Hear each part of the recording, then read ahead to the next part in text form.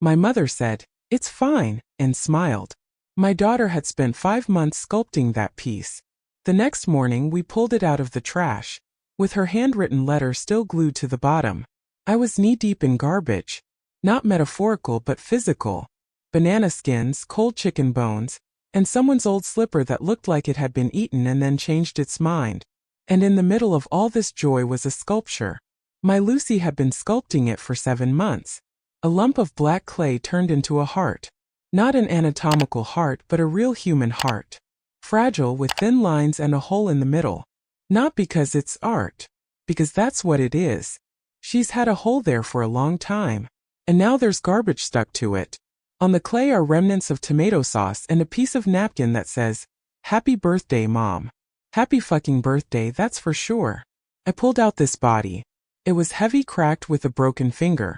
On the inside, part of a letter. "You are to me." And that was it.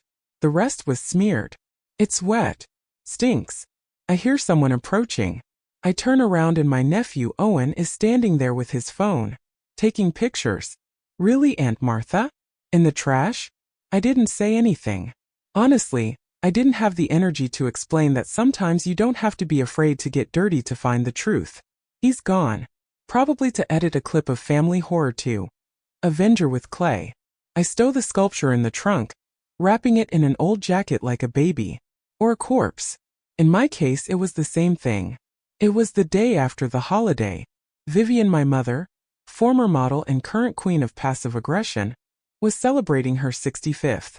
Balloons, wine, and 3 dozen faces who didn't give a damn what she was doing, but who came anyway, out of respect for the era. Lucy handed her a gift. Not just a gift, a work she'd put her heart, fingers, sleepless nights, and all her childhood need to be enough. I could see her trembling as she pulled the sculpture out of the box. How she hoped that at least this time there would be a real reaction. Vivian looked at the work as if it were a package from the IRS. Raised an eyebrow, twirled it in her hands, said, "That's good." Not a smile. No pause. Not a goddamn thank you. And then she turned to Owen. "And you, my dear, what did you draw?" Lucy was still standing with the letter in her hand. She had put it in the box. I think she was hoping Grandma would read it. I guess it's for nothing now.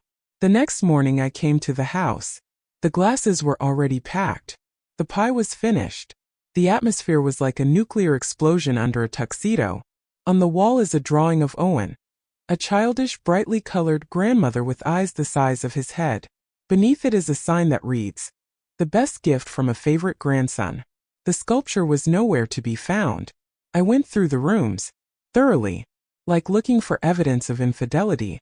Opening drawers, peeking under the couch. Nothing. And that's when it felt like something inside of me snapped. I went out to the backyard, walked over to the tank. That's where she was. I'll tell you what, she didn't just throw away the clay. She threw away a letter. Love. Trust. All at once like rancid mayonnaise. And the crazy thing is I wasn't even shocked. You know why? Because it had already happened. Not with Lucy. With me. I just didn't know how to look at it then. And now I do. Too well. When I was 14 I wrote short stories. I gave one to Vivian. She read a couple paragraphs and said, "The main character is too predictable."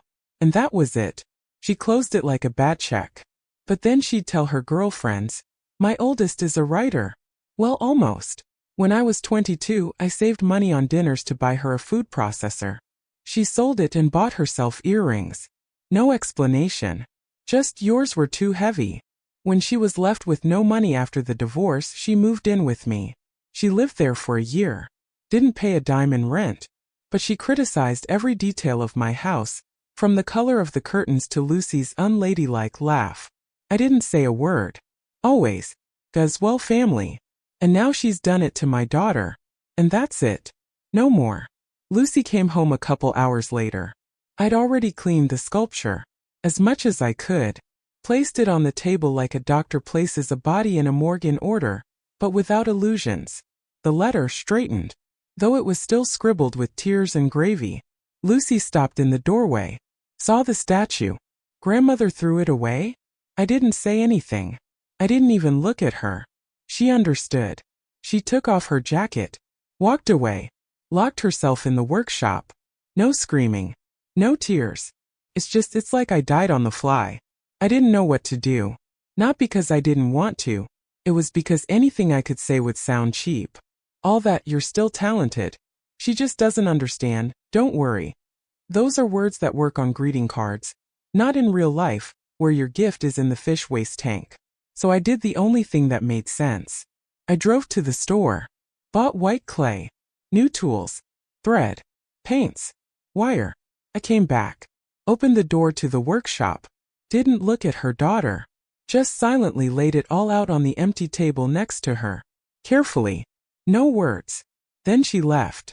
Sat down in the kitchen. Poured myself a cup of coffee. Half an hour later, I heard the first thump. It was deafening, like a blow to the jaw. Then the second. Then a third. It wasn't hysteria. It was a process. My daughter, in silence, was breaking her heart anew to reassemble it in her own way. Not for a grandmother. Not for recognition. But simply because there was no other way. What happened next changed everything. You don't want to miss how it unfolded. The next day, Lucy's workshop looked like a field after a storm. Crumbled clay on the floor. The walls were covered in handprints. The air was like a church after a wake. No music, no phone, not even a chair, nothing had been touched. Just her. Just work. I went in quietly so as not to scare her, though honestly, after the heart I'd thrown away, it was hard to scare her with anything. Lucy was squatting like an unlicensed surgeon, gluing the pieces together. Not to repair. To recycle. This was no longer a sculpture. It was an act of resistance. She melted down the old fragments and put a screen in there. As an adult, my first thought was, is the screen for real? But then she turned it on. And there's a video. Owen's video. Me standing in the garbage. Digging her work out of banana slurry and chicken bones.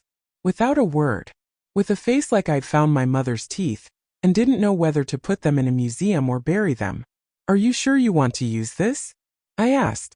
"Yes," she replied. "If they're going to laugh anyway, at least let them laugh loudly." Honestly, I believed her. Not because it was pathetic, but because it sounded like the truth. There was always laughter in our house. Just not at us. They laughed at us. 2 days later, the installation was ready. No, not the sculpture. An installation. A figure without a face. Shoulders like someone who's always carrying other people's luggage. Chest open, inside a screen on which the video was playing. Above the screen are fragments of a letter carved and cut into the clay. "You are my inspiration. Thank you for teaching me to look deeper." I just wanted to be heard. The irony was so dense you could slice it up and serve it with wine. The sculpture sounded literally. Lucy had built in a speaker, and when someone approached, a distorted voice would play, reading a letter. Like a ghost. Or like something that was never heard but left to fester inside. I rented a gallery. A small one on the outskirts of town in a former laundry room. Bare brick walls, fogged windows. But the landlord was a fan of alternative forms and gave me a discount. I sent out letters. No agency. No press releases. Just by hand through email and a couple of art people I knew with the phrase, "It's not about art. It's about family." Who doesn't love back? 9 people showed up for the opening. Of those, 3 were by mistake. 1 was a neighbor. 2 were students. 1 was a gray-haired silent critic who smelled of library and disappointment. He walked over. Looked at it. Walked around the figure 3 times. Then he said, "That's not a sculpture. It's a shot in the face. You should put it in a show."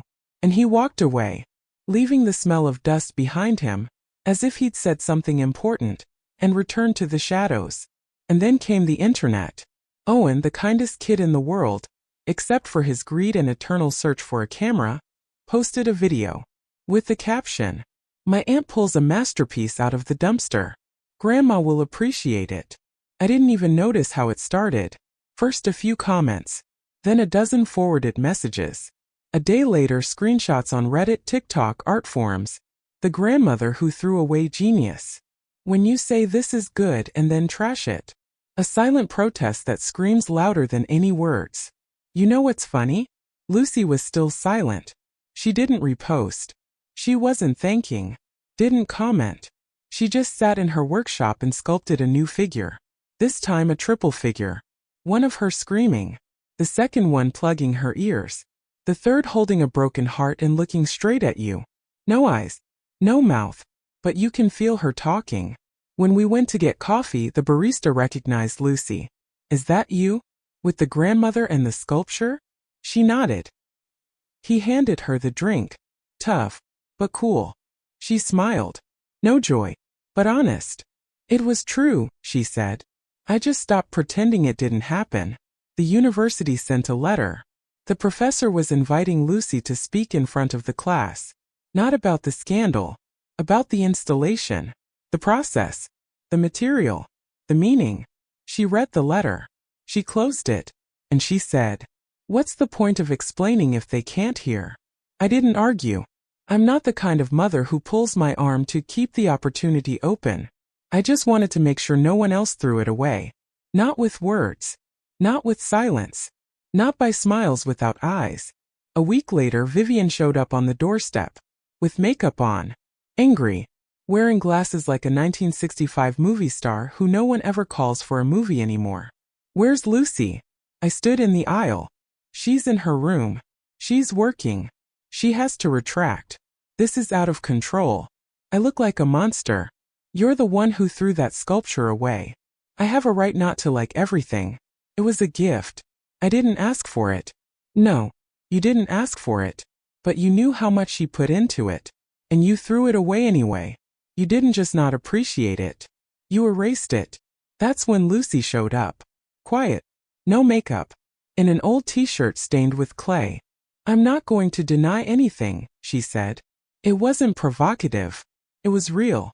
And if you look like a monster, maybe it's time to stop being one. There was such a silence after she said that even the refrigerator seemed to stop humming in embarrassment for a few minutes.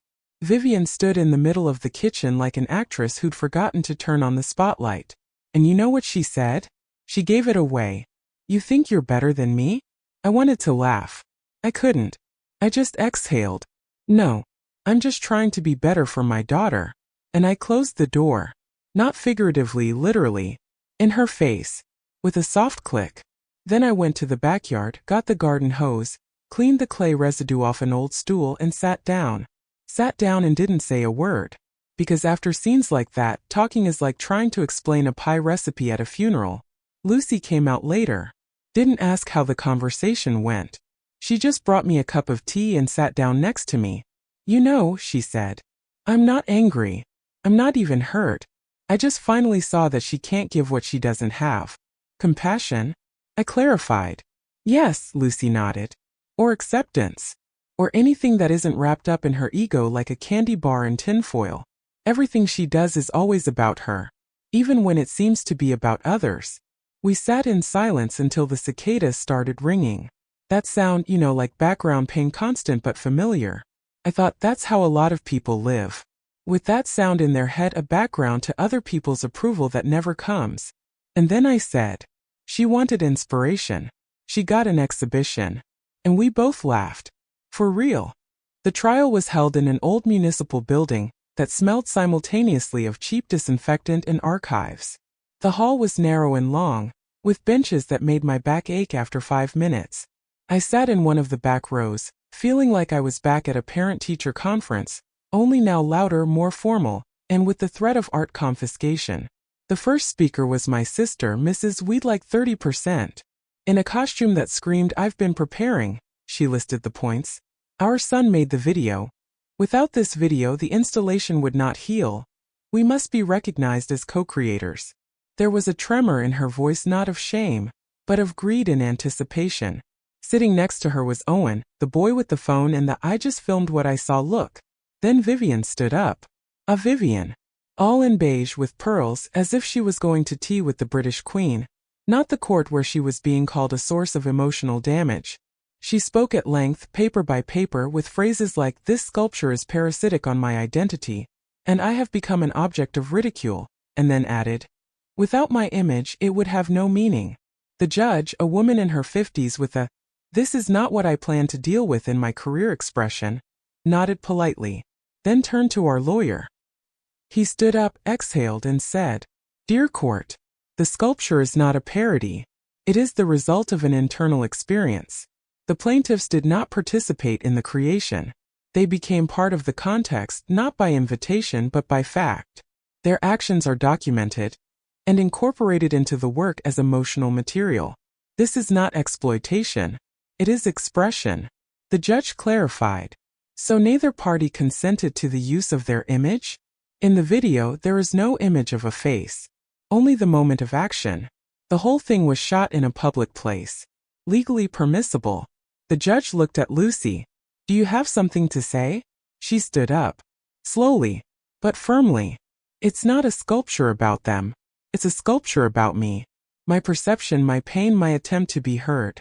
I would have done it either way. With or without the video. It's not about virality. It's about the silence I could no longer carry. And that's when it got really quiet in the hall, where before there had only been paper rustling. The judge put down her pen, and she said, "The suit is dismissed. The video is admissible. The sculpture is an independent work. The defendant is the author and sole owner of the rights." Vivian didn't even blink. She sat there like a statue, only not like Lucy's. My mother was a sculpture of everything I wasn't going to cover up anymore. My sister whispered something to the lawyer. He only shook his head. We walked outside. Lucy was silent. I didn't say anything. And then we laughed. No malice. Just because freedom sometimes sounds like that, like the first laugh after a bad cold. 3 weeks later, she was called to another gallery. Then another. The sculpture sold for a decent sum. But that's not the point. The important thing is that Lucy never asked to be seen again. She just created. Without fear. No request. No excuses. And me, for the first time in my life, I felt like I didn't have to save everyone. That I could just be close by. Not as a shadow. Like a person. Vivian didn't call. She hasn't written. Maybe she's still waiting for us to call first. She's good at waiting. She waited for me to stop protesting and become comfortable. But now I'm not. My phone is for people who don't throw love in the trash. Lucy's working on a new series. She has more light in her eyes. Less anxiety. More dirt on her elbows and shoulders, so it's going right. The other day she said, "You know, Mom, it doesn't hurt me anymore when someone doesn't clap." I replied, "Because you're your own clapping now." And you know what? That was the only time she cried, not out of pain but out of happiness. After the trial, we didn't go out to celebrate or drink. We just sat on a bench outside the courthouse, like two tired women who knew they hadn't won the fight, but the right to not go back into it. I asked, "Are you mad?" Lucy shook her head. "No. I just feel empty. Like something was gone, and it even felt easier to breathe." I realized that emptiness isn't about loss, it's about release. When you don't have to go back and forth between be good and don't bend over. When you're no longer in a cage, even if the door opened 10 years ago. In the evening I put the kettle on, but I'd forgotten why. Sitting in the kitchen, listening to it hiss. Lucy came in. Sat across from me. "What about you? What's up? How are you feeling?" I looked at her and suddenly realized I didn't know. For so many years I had only felt for others. My mother. My sister. Lucy. But not for myself. Like I'd been a piece of furniture in someone's living room all along. Useful, invisible, and devoid of an inner life. Like a person who finally stopped being an airbag, I said. And, you know, so far so good. We were silent for a while. Then I went to the workshop. Lucy was working again. It smelled of clay, of sweat, of life. The walls were chalked with sketches, quotes, dates. Everything was alive. Everything was real. On one of the boards was written, "If you can't be a parent, don't interfere with those who can be mothers." And I knew it wasn't for Vivian. It was for the world. For those who haven't yet realized that parenthood isn't a title. It's a choice. A week later, we got a call from the university. A professor wanted to organize a lecture. Now about freedom in art. How not to confuse honesty with cruelty. Lucy agreed. The lecture was held in a packed auditorium. Lucy spoke calmly. Without rage. Like a person who had weathered the storm and now didn't need any loud words. At the end she was asked a question. "What would you say to those who think your art is revenge?" She smiled. Without malice. "I'm not taking revenge. I'm just taking out the trash." The hall fell silent. And then applauded. It was the first applause she wasn't expecting, and she got it. The sculpture went on permanent display. No scandal plaque. Just the name. Lucy Henshaw, author. No comment. And if you ask me how it ended, I'll be honest, it didn't. Because the important thing is not the end. It's that she's no longer asking, "Can you see me?" Now she just does. She just lives. And if you ever hear a strange voice from inside a sculpture in a gallery, stop. It's not a technique. It's the truth. And if it pierces you, you've heard it. After the lecture, Lucy was approached by a woman in her 60s.